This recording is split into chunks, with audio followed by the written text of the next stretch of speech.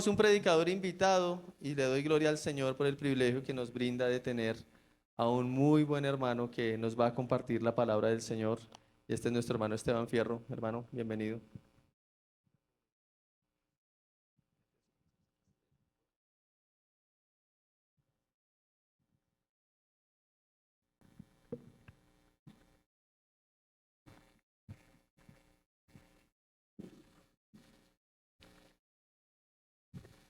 Buenos días, familia, amigos y invitados. Qué gusto estar el día de hoy acá y con esta maravillosa y gran responsabilidad de predicar la palabra del Señor.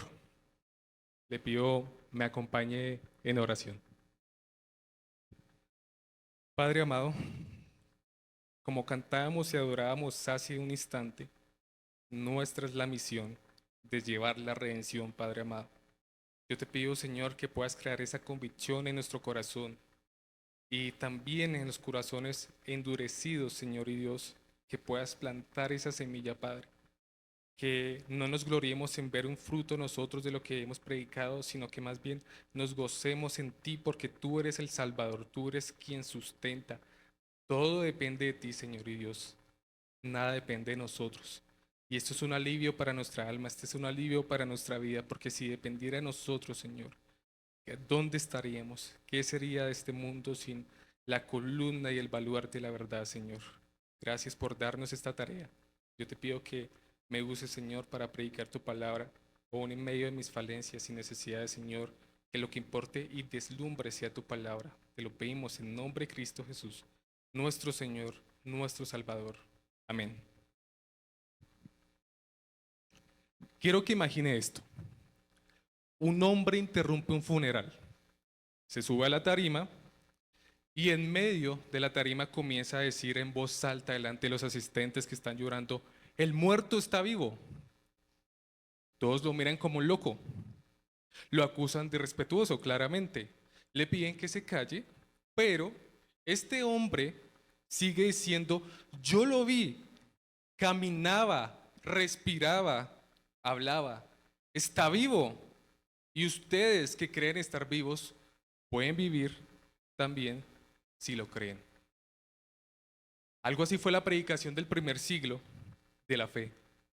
Mientras el mundo mostraba su religión, su poder, su política, aparecieron los cristianos, proclamando que un carpintero crucificado había vencido la muerte. ¿Quién les pidió ese mensaje? Nadie. ¿Quiénes se molestaron con este mensaje que estaban proclamando? Todos. Pero, ¿quiénes necesitaban este mensaje también? Todo el mundo. Un mensaje del que testificaban hasta con su propia vida. Un testimonio digno de vivir. Un testimonio digno de morir por proclamarlo. Y es precisamente lo que quiero que reflexionemos el día de hoy. Lo que le pido al Señor que marque en nuestro corazón, que como iglesia testifiquemos de la salvación de Jesús y exponer por qué deberíamos testificar de Jesús. Y este es precisamente mi argumento del día de hoy. Testifiquen de la salvación de Jesús.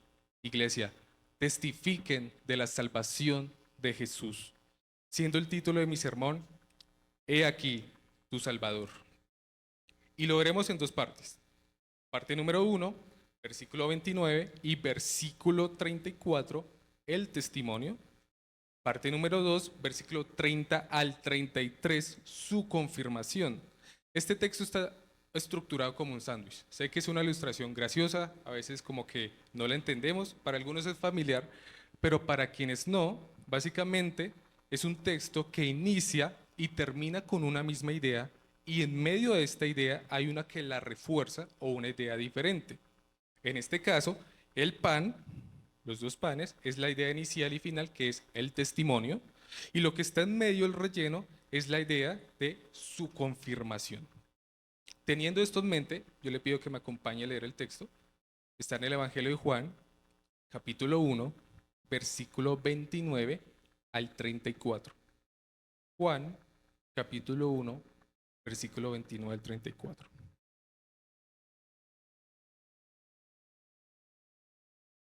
Y dice así: al día siguiente vio a Jesús que venía hacia él y dijo: he aquí el Cordero de Dios que quita el pecado del mundo. Este es aquel de quien yo dije: después de mí viene un hombre que es antes de mí, porque era primero que yo. Y yo no lo conocía, pero pero para que él fuera manifestado a Israel, por esto yo vine bautizando en agua. Juan dio testimonio diciendo: he visto el Espíritu que descendía del cielo como paloma y se posó sobre él. Y yo no le conocía, pero el que me envió a bautizar en agua me dijo: aquel sobre quien veas al Espíritu descender y posarse sobre él, este es el que bautiza en el Espíritu Santo. Y yo lo he visto y he dado testimonio de que este es el Hijo de Dios. Amén.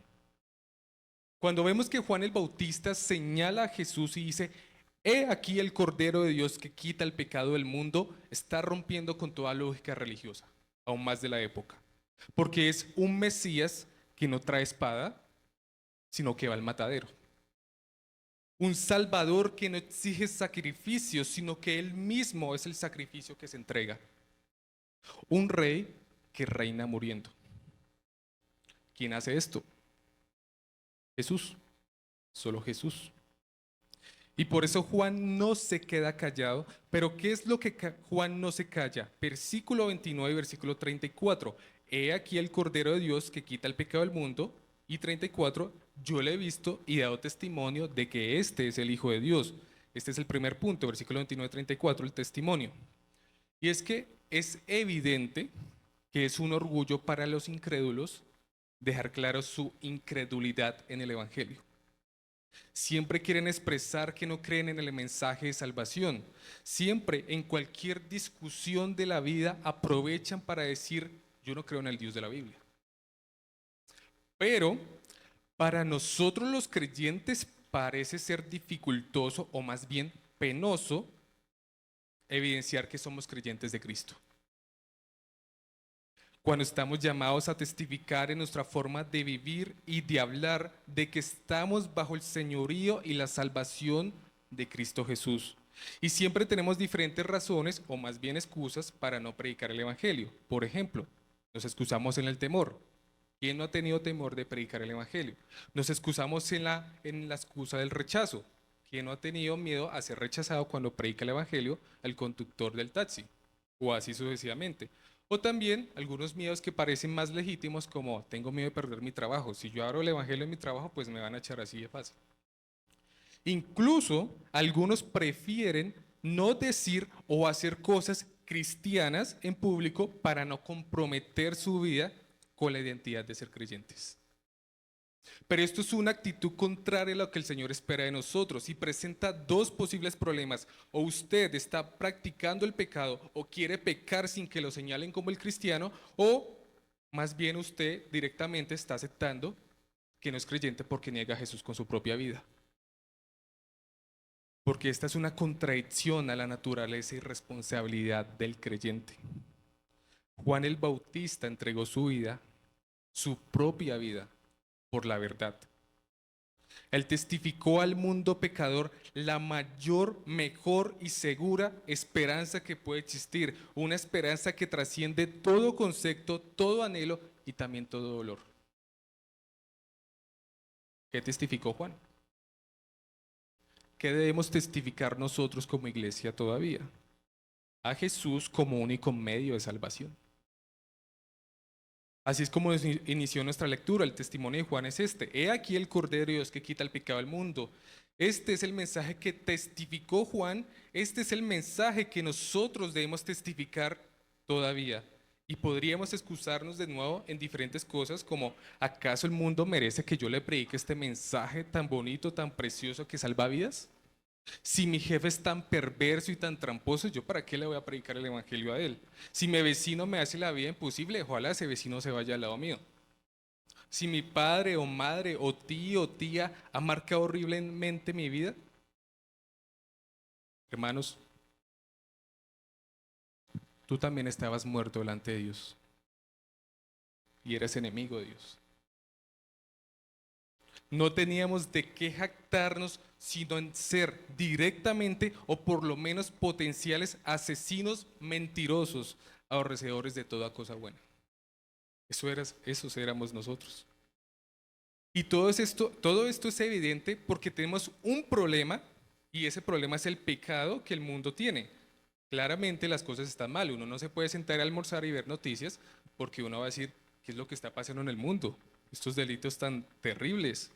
Así que está evidente que el pecado existe y que realmente está mal y que el pecado hace daño. Así que la pregunta correcta no es si el pecado existe, la pregunta correcta es ¿cómo lo solucionamos? Y la respuesta es esta, con el testimonio de quién es Jesús. El pecado daña todo. Creo que todos lo sabemos acá, ¿cierto? Daña familias, daña matrimonios, daña las relaciones, daña el trabajo, daña todo lo que queremos hacer bien. Ese es el pecado que está presente. Y este mensaje viene a curar la raíz de este gran problema. ¿Cómo lo hace? ¿Por medio de quién? En esta nueva sede, en esta reciente plantación, en medio de la localidad de Engativá, con 59 casos de homicidio por año, con 3.709 casos de violencia intrafamiliar por año. Debemos testificar la verdad. Y no solo en esta área, ¿cuántos creyentes genuinos conoce usted en su trabajo? Que verdaderamente entienden el Evangelio y vivan practicando la piedad. Como iglesia estamos llamados a exponer las verdades sobre el pecado y sobre la salvación. Y aún, si está aquí sentado como un incrédulo, que puede serlo, esto es importante para usted. Aunque usted no lo crea, esto debería conmoverlo lo más profundo de su corazón, porque el pecado la acompaña y usted lo sabe. Aunque no lo vea, la muerte no pide permiso. Puede mirar hacia otro lado, intentar ignorando el mensaje, pero no evitará el encuentro con aquel que dio su vida como el cordero para quitar el pecado del mundo. Rechazar este mensaje no lo vuelve menos cierto, lo vuelve más urgente para su vida. Así de sencillo.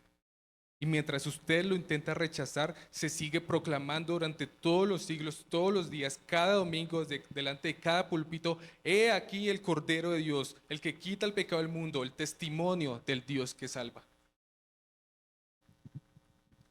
En este texto, Juan el Bautista, del que está hablando Juan el Evangelista, identifica a Jesús de en medio de todos. No quiere decir que nunca había visto a Jesús necesariamente, sino que ahora, a partir de este momento, lo identifica como Jesús el Cristo, señalando con una expresión igual a, miren, atiendan quien está en medio de nosotros, observen al Salvador, no me miren a mí, Juan el Bautista, mírenlo a él. Ese es el mismo del que Juan habla en el pasaje anterior y está señalándolo ahora. Del que yo hablaba maravillas es este. Juan el Bautista preparaba el camino, Jesús es el rey que transitaba ese camino hacia la cruz. Juan el Bautista bautizó visiblemente con agua, Jesús bautiza con su Espíritu Santo. Juan instruyó a Israel sobre su pecado, Jesús murió por ese pecado. Juan es menor, Jesús es mayor, Juan es testigo, Jesús es el testimonio del que estamos hablando precisamente. Y el apóstol que escribió este evangelio escribió específicamente esta palabra en tiempo presente. Aun cuando Juan el Bautista había muerto hace mucho. ¿Por qué? Porque este evangelio fue escrito aproximadamente 40 años después de estos acontecimientos. Pero aún así, Juan el apóstol quería que sus lectores entendieran que este testimonio persiste y sigue siendo relevante para todos los lectores de su evangelio, incluyéndonos a nosotros hoy en día. La víctima, el cordero que Dios aceptará en ese momento como sacrificio, es este Jesús. Y en el versículo 23 de este mismo capítulo, ahí lo puede ver inmediatamente, observamos cómo Juan está pensando en términos del profeta Isaías. Al final del versículo lo dice. También el pueblo esperaba al Mesías, le era familiar celebrar la Pascua. ¿Qué era la Pascua? Era una celebración del rescate de Dios a su pueblo cuando fue liberado de Egipto y cuando el ángel de la muerte pasó por encima de las casas que estaban pintadas con la sangre del cordero. Este cordero que murió para esto señalaba proféticamente a Cristo, el verdadero Cordero de Dios, cuya sangre nos libera del juicio y nos da vida eterna.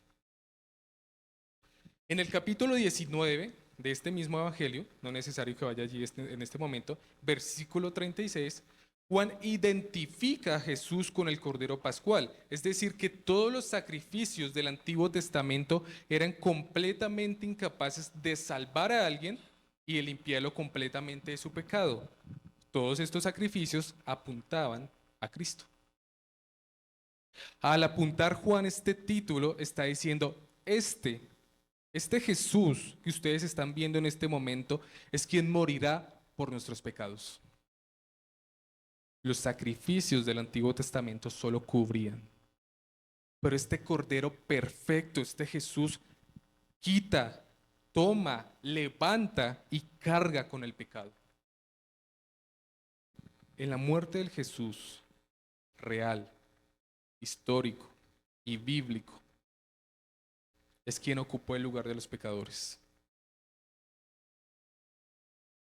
Es muy irónico cómo Juan inicia su evangelio en el versículo 1 del capítulo 1 hablando de que Jesús es Dios mismo, pero inmediatamente lo identifica como el Cordero que entregará su vida. Y de nuevo, en el futuro, cuando Juan escribe Apocalipsis, reconcilia estos dos conceptos de manera maravillosa. Apocalipsis capítulo 5, versículo 9. Y cantaban un nuevo cántico diciendo, digno eres de tomar el libro y de abrir sus sellos, porque tú fuiste inmolado y con toda tu sangre nos has redimido para Dios de todo linaje y lengua y pueblo y nación. Por tanto, no es que Jesús recibió su deidad con el Espíritu en este mismo momento. Juan ya nos ha hablado anteriormente y confirmado de la deidad de Jesús y su armonía trinitaria. Juan no basa su confirmación en una apariencia, sino en la evidencia declaratoria y cumplida en el hecho del bautismo. Juan testifica la verdad. ¿Qué te impide testificar la verdad a ti?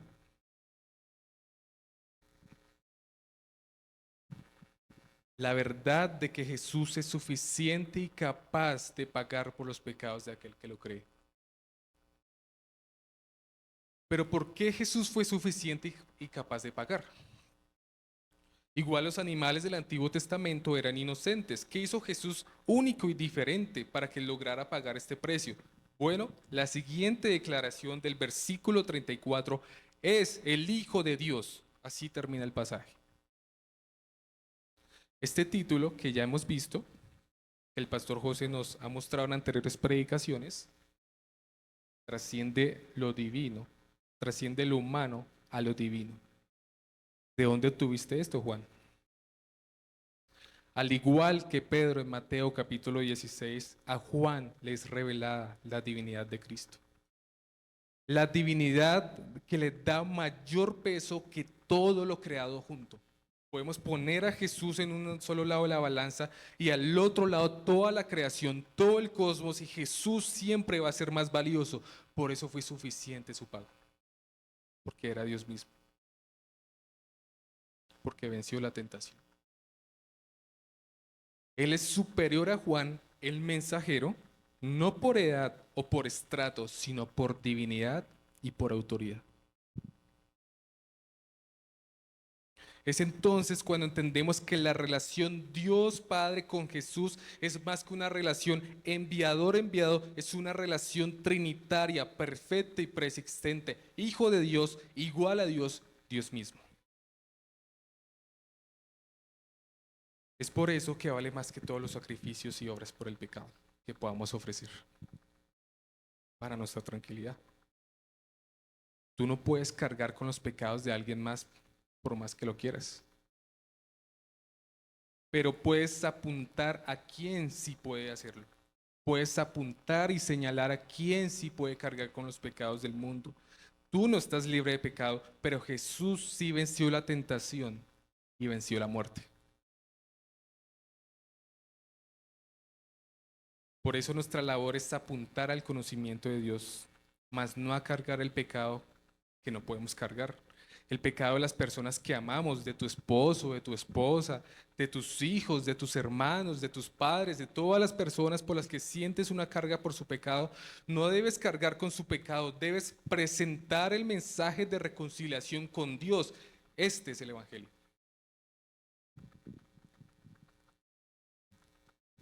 Imagina que descubres la cura del cáncer. Un tratamiento que al aplicarse sana todo sin efectos secundarios. ¿Qué harías tú? ¿Guardarías el secreto? ¿Seguirías con tu vida como si nada, conociendo eso? Creo que todos sabemos la respuesta. Pero quiero recordar que el pecado es una enfermedad más profunda, más mortal, y tú conoces la única cura que lo puede curar, que lo puede sanar. Callar el Evangelio es como ocultar la cura a un mundo enfermo. No es una carga, sino un privilegio testificar como Juan lo hizo también. El testimonio no es solamente decir Jesús es Señor. Muchos lo pueden cantar. Y hace parte, claro que sí, hace parte de decir el testimonio que Jesús es Señor, pero no es lo único que nosotros estamos capacitados para hacer. Recordemos que también es impactar con valentía nuestro alrededor con nuestra vida ya impactada. Pero es ahí cuando recordamos que no somos buenos testificadores del Señor y de Jesús. Callamos la verdad o negamos la verdad con nuestra propia forma de vivir. Debemos predicar dentro y fuera de tiempo. Debemos predicar cuando nuestra vida esté marchando bien. Debemos predicar cuando estemos sufriendo. Debemos predicar aun cuando no entendamos lo que Dios está haciendo con nuestra vida. Y por supuesto, debemos escuchar el mensaje de salvación, aun cuando nuestras emociones evidencien incredulidad. Ahora, ¿por qué este mensaje era cierto para Juan el Bautista? Y para el apóstol Juan que escribió este mismo evangelio. O más bien, ¿por qué nosotros sí podemos y tenemos la autoridad de testificar este evangelio? Bueno, parte de esa respuesta es por su confirmación. Segundo punto, versículo 30 al versículo 33. Su confirmación. Juan vio con sus propios ojos la confirmación que Dios mismo le avisó de cómo el Cristo, el Cordero, sería identificado mediante esta señal. El verbo ver aparece mínimo en algunas traducciones 4 veces en tan solo 6 versículos. Versículo 29, 32, 33 y versículo 34. Esto quiere decir que el hecho mismo de ver la evidencia de la confirmación del Espíritu Santo es importante, por lo menos para Juan, el que escribió el Evangelio. Por estas señales es que los apóstoles estuvieron dispuestos a hablar la verdad, incluso hasta la muerte. Ver objetivamente y aceptar la divinidad y autoridad de Jesús fue lo que llevó a identificar que Jesús no era un hombre común y corriente. Así que tenemos dos opciones, por lo menos en este momento. O Jesús era alguien que se atribuía una posición que no era la suya, o él es el enviado por Dios y confirmado por su Espíritu, como lo estamos viendo en el pasaje. ¿Cómo podían saber los judíos del primer siglo que él era el Mesías? Si usted fuera un judío del primer siglo esperando el Mesías y queriéndolo reconocer, ¿cómo lo haría? Porque Juan no podía reconocer a Jesús como el Mesías si no se le hubiese sido revelado. como a nosotros. Humanamente Jesús era un hombre normal y corriente a la vista de estas personas, aún más cuando ellos esperaban a un Mesías con una espada que terminara con la opresión del Imperio Romano. Esperaban a alguien que les solucionara sus problemas económicos, culturales, vivenciales, familiares. ¿Les suena conocido? ¿No es lo que esperamos nosotros de Dios en nuestra vida? Que sea como el genio de la lámpara a la cual le pedimos deseos y nos soluciona nuestra economía, nuestros problemas familiares, la falta de trabajo, etcétera. Pero esta no era la señal para ellos. Era una señal inequívoca, no era momentánea, no se trataba de que por unos minutos había poder expuesto alrededor, sino que verdaderamente hubo una confirmación y el Espíritu Santo permaneció en Jesús de manera evidente y permanente, valga la redundancia. Este es el cumplimiento de las profecías que apuntaban al enviado de Dios. Es la presencia trinitaria confirmando la unción de Jesús. Por ejemplo, en Isaías capítulo 61, versículos 1 y 2, encontramos uno de esos pasajes que apuntan a la identidad del Mesías y dice así: el Espíritu del Señor Dios está sobre mí, porque me ha ungido el Señor para traer buenas nuevas a los afligidos. Me ha enviado para vendar a los quebrantados de corazón, para proclamar libertad a los cautivos y liberación a los prisioneros, para proclamar el año favorable del Señor y el día de la venganza de nuestro Dios, para consolar a los que lloran. La presencia del Espíritu del Señor Dios está sobre este hombre, mostraría que era el elegido, el Mesías, el libertador. Era una de las señales que debía esperar el pueblo judío. Y Jesús se atribuye esta identidad en el Evangelio de Lucas, si lo recuerda. En el capítulo 4 Jesús dice: yo soy el cumplimiento de esta profecía. Pero aquí en este Evangelio que estamos predicando consecutivamente, también Juan, su escritor, quiere que entendamos que Jesús es el cumplimiento de las profecías porque pudieron verlo ellos mismos. Y quiere que nosotros lo entendamos. Y ahora Juan da testimonio diciendo: yo no lo conocía, pero lo vi. Versículo 32. He visto al Espíritu que descendía del cielo como paloma y se posó sobre él. Y no solo Juan entendió esta referencia por ser un judío conocedor de la ley, es decir, el Antiguo Testamento, sino que también Dios mismo, el mismo Dios que lo comisionó, fue quien le dijo: aquel sobre quien veas al Espíritu descender y posarse sobre él, este es el que bautiza en el Espíritu Santo. Versículo 33. La labor de Juan el Bautista era específica, pero también era una labor limitada, porque era pasajera, aunque perduraría en el tiempo, porque lo estamos leyendo en este momento todavía, 2000 años después. Era una señal diseñada para apuntar a algo mayor, a algo mejor, a algo mayor, es decir, Jesús. Juan bautizaba para mostrar la pecaminosidad y la necesidad de arrepentimiento en aguas. Jesús ahora bautiza en el Espíritu para hacernos parte de su pueblo, para adoptarnos como hijos de Dios, para ser parte de su iglesia.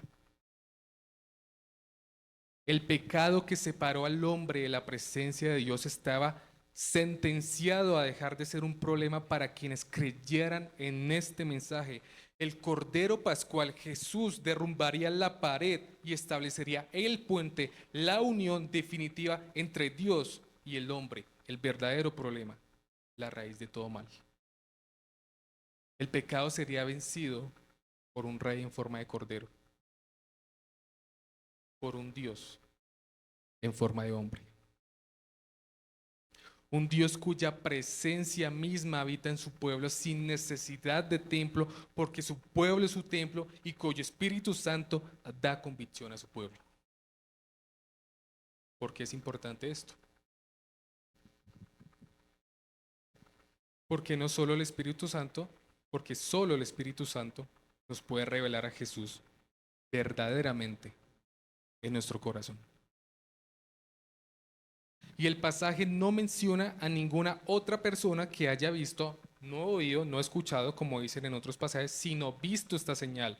No todos vieron esta señal en este momento, pero fue suficiente para que otras personas pusieran su mirada en Jesús y lo siguieran. Como veremos en la próxima predicación, es un spoiler. Porque precisamente estos hombres señalaban y daban fe de Jesús. Esto solo es posible, la proclamación del mensaje, la testificación de este mensaje, solo tiene efecto por el mensaje en sí mismo y por el que lo envió, no por sus mensajeros. Gracias a Dios. Este no es un mensaje de un hombre inventado en un momento histórico. Es un mensaje divino que trasciende cualquier filosofía, psicología, cualquier religión. Es un mensaje que solo puede estar en la mente de Dios. Es un mensaje confirmado por Dios mismo, como lo estamos viendo. Por eso este mensaje tiene la capacidad de cambiar vidas. Así que si no fuera por su espíritu en nosotros, su pueblo, seríamos incapaces de predicar. Y es que Jesús mismo nos prometió que el Espíritu vendría a nosotros. Juan capítulo 14, versículo 15 y 17, que dice: Si me amáis, guardaréis mis mandamientos. Y yo rogaré al Padre, y Él os dará otro consolador, para que esté con vosotros siempre. Es decir, el Espíritu de verdad, a quien el mundo no puede recibir, porque ni le conoce ni le ve. Pero vosotros sí le conocéis, porque mora con vosotros y estará con vosotros. Ese es el mismo Espíritu que nos capacita. ¿Quieres tener el poder de Dios? Algunos lo desean, claro que sí. Bueno, cree en su mensaje. Y el mismo Espíritu que confirmó la obra de Jesús habitará en usted. Escuche cómo la iglesia testifica de la salvación de Jesús. Y tal vez podamos justificarnos y preguntarnos, ¿no soy yo muy pecador para testificar este mensaje tan precioso y tan santo? A muchos nos llega eso a la mente. Iglesia, no tengas miedo de mostrar a tu Señor y Salvador. Iglesia Esperanza en Cristo, no tengas temor de testificar la salvación de Jesús. Hermanos, no tengamos miedo. ¿De qué deberíamos tener miedo si Dios mismo respalda a su amada iglesia? Y las puertas del Hades no prevalecerán contra ella. Mateo 16, 18. Y esto no se trata de que mañana llegues al trabajo diciendo, oigan todos, yo soy cristiano, si lo quieres hacer está bien, está bien. O de que pongas un simbolito, un pececito en el carro. De pronto así le echen más pito, lo cierren más. No se trata de eso. Pero sí se trata de que use su vida, pague con su vida el precio de declarar la verdad, de testificar la verdad, porque Jesús ya pagó el precio de tu pecado. ¿No es suficiente? ¿No es suficiente para responder al llamado de este testimonio? Porque escúchenme bien, ningún milagro o evidencia que veas el día de hoy en cualquier lugar va a ser suficiente para que creas este testimonio si no aceptas la realidad de que tu pecado te hace enemigo de Dios. La salvación de Jesús es un mensaje que afecta la vida o que recordarás en el infierno con una voz que te dirá una y otra vez, ¿por qué no creí en este testimonio? Porque fui tan necio de creer que ignorar este mensaje me daría la libertad que creí que tendría y que nunca pude disfrutar. O mejor aún, podrás estar delante de Dios un día como criatura nueva, y decir, fui un testigo fiel de la salvación de mi Señor.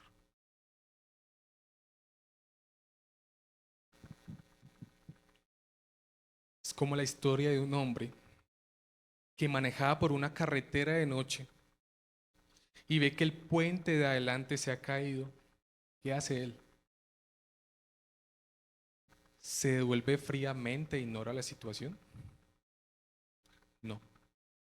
Este hombre sabio, prudente, detiene su carro y empieza a hacer señales a los que vienen gritando y agitando los brazos. Algunos lo esquivan y otros se detienen, pero él no se rinde porque sabe que si no testifica, morirán.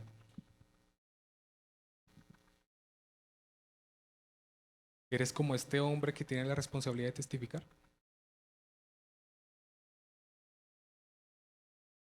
¿O eres uno de los que va a toda velocidad hacia la muerte?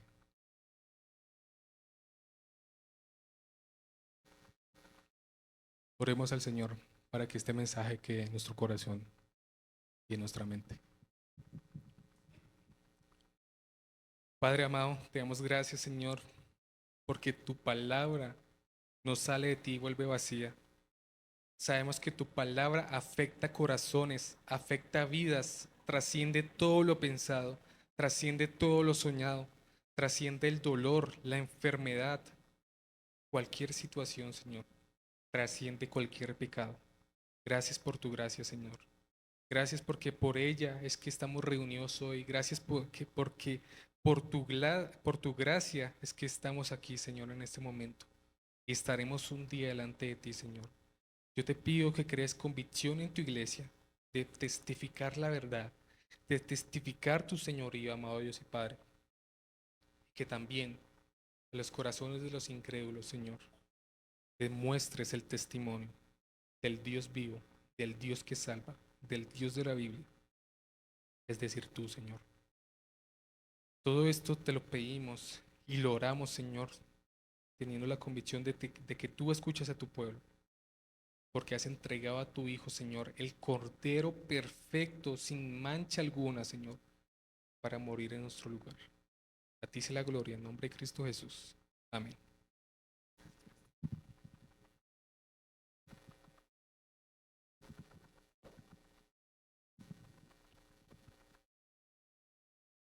Gracias al Señor por la predicación de su santa palabra. Y así como acabamos de escuchar, se necesita un testimonio y unos testigos que den testimonio de ese Salvador glorioso que es Jesucristo. Y Jesucristo hizo algo que nosotros podemos hoy entender por las Escrituras y fue reconciliar a hombres y mujeres que estábamos apartados de Él. Pero esa verdad debe ser proclamada, debe ser anunciada y debe hacerlo por la iglesia, por aquellos que reconocen y han experimentado esa realidad. La iglesia cuando celebra junta la cena está proclamando esa realidad, está proclamando la verdad del sacrificio del Señor, que Él es el Cordero de Dios, como lo dice el Evangelio de Juan en el texto que acabamos de escuchar la predicación. Y también está proclamando la verdad del pronto regreso del Señor, de que Él prometió regresar. Así que una forma como lo hacemos es cuando salimos y hablamos del Señor, de su mensaje, pero también lo hacemos cuando obedecemos lo que Él nos mandó a hacer, como cuando celebramos juntos la cena. Él mandó que lo hiciéramos. ¿Quiénes deberían entonces celebrar la cena? Los que han creído en Cristo, los que son creyentes. Ellos deberían celebrar la cena, participar de ese mandato, de esa ordenanza que su escritura nos dice. ¿Y cómo sabemos quiénes han creído? ¿Solamente con salir y anunciar? ¿O solamente con decir, no, yo también creo en Dios, yo también creo en Cristo, yo también soy cristiano? ¿Eso sería suficiente? ¿O sería más que eso? Sin duda es más. Sin duda es haber experimentado un nuevo nacimiento, una nueva naturaleza, como lo decía ahorita hace un momento Esteban. Es necesario ver cómo el Señor ha transformado nuestras vidas. ¿Cómo sabemos quiénes son? ¿Quién han sido transformados en sus vidas? Bueno, cada uno sin duda lo puede saber, pero también otros pueden dar testimonio de esos que han sido transformados. Y la iglesia local Lo puede reconocer a través de la membresía. Personas que han sido transformadas, personas que no creían pero que ahora creen y que sus vidas están manifestando esa realidad. Entonces cada vez que celebramos la cena juntos, estamos reconociendo esa realidad y esas personas que han experimentado esa verdad también lo están experimentando y lo están reconociendo junto a otros. Así que todos aquellos que han experimentado esa verdad y hacen parte de la membresía de esta iglesia, su testimonio ha sido reconocido y están invitados a participar de esa celebración. Ahora, si usted asiste a otra iglesia y en esa iglesia donde se proclama genuinamente las escrituras, otros han reconocido su fe, otros han reconocido que también ustedes han recibido lo que Juan vio sobre Jesús y si prestó atención a la predicación. Que Juan vio sobre Jesús, ¿qué fue? El Espíritu de Dios. Y otros han reconocido que eso también ha pasado en su vida, en su iglesia. Entonces, bienvenido a participar en la cena en esta mañana. También usted tiene ese testimonio. Dios le ha dado salvación, le ha otorgado su espíritu. Y no es nada loco o absurdo, ¿no? Sencillamente, Él le dio la capacidad de vivir de una forma que usted no podía vivir antes. Vivir para Dios. No perfectos, no lo somos, pero sí la capacidad de vivir para honrar a Dios. Entonces, si usted nos acompaña a otra iglesia y otros dan testimonio, bienvenido a participar también de la cena. Sin embargo, si usted ha escuchado el testimonio de Cristo y definitivamente usted no ha creído ese testimonio, entonces quiero invitarle a participar de una forma diferente. Ahí sentado donde está. Vea mientras celebramos la cena, mientras participamos de esta ordenanza que el Señor nos mandó como iglesia. No lo haga, no participe, porque eso no le va a dar fe ni salvación. Sencillamente reflexione. Yo he creído ese testimonio. ¿Cuál testimonio? Yo he creído que Jesús es el Cordero de Dios, el que tuvo que ser sacrificado por mis pecados, no por los del mundo entero, sino por los míos. ¿Lo he creído realmente? Y también he creído que Jesús no es cualquier persona, sino que es el Hijo de Dios, que si prestó atención, ese es el testimonio. Y reflexiónelo allí mientras celebramos la cena. Invito a quienes vamos a celebrar que se pongan de pie para recibir el pan y la copa.